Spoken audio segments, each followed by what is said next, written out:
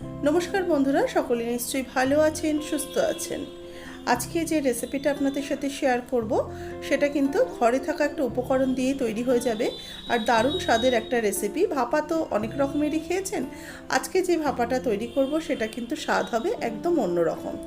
এই রেসিপিটা ভালো লাগলে অবশ্যই একটা লাইক দিয়ে দেবেন, শেয়ার করবেন। আর আমার রেসিপি যদি আজকে আপনারা প্রথম দেখে থাকেন অবশ্যই চ্যানেলটাকে সাবস্ক্রাইব করে নিয়ে পাশে থাকা বেল আইকনটা প্রেস করে দেবেন। নতুন বন্ধুদের স্বাগত জানিয়ে পুরনো বন্ধুদের পাশে থাকার জন্য ধন্যবাদ জানিয়ে শুরু করব আজকের recipe. Welcome to Mimi's recipes. এখানে আমি হাফ কাপ মুসুর ডাল নিয়েছি। ডালটাকে প্রথমে ভালো করে ধুয়ে ভিজিয়ে রেখেছি। এটা কিন্তু ভিজিয়ে রাখাটা খুবই ইম্পর্টেন্ট, এটা কিন্তু 1 থেকে 1.5 ঘন্টা ভিজিয়ে রাখতে হবে।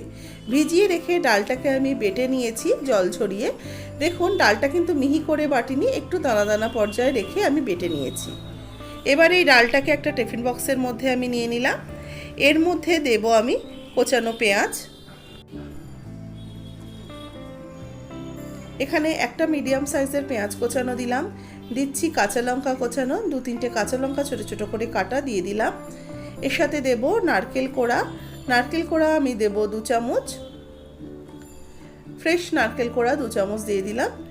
দেব আন্দাজ মতো হলুদ গুঁড়ো,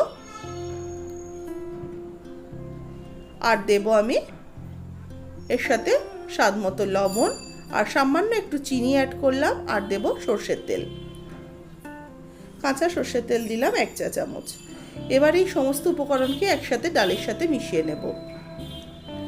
মুসুর ডাল তো অনেক রকমভাবেই খেয়েছেন, এটা একবার অবশ্যই করে দেখুন, আশা করি আপনাদের খুবই ভালো লাগবে। প্রথম পাতে গরম ভাতের সাথে এরকম মুসুর ডাল ভাপা খেতে খুব ভালো লাগে।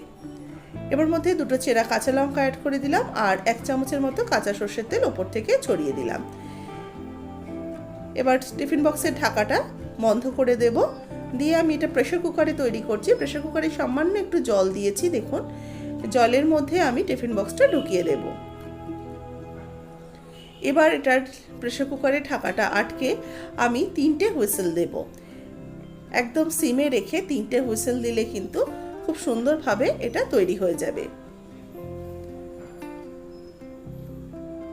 3টে হুইসেল কিন্তু আমার হয়ে গেছে। এবার গ্যাসের ফ্লেমটাকে আমি অফ করে দিচ্ছি।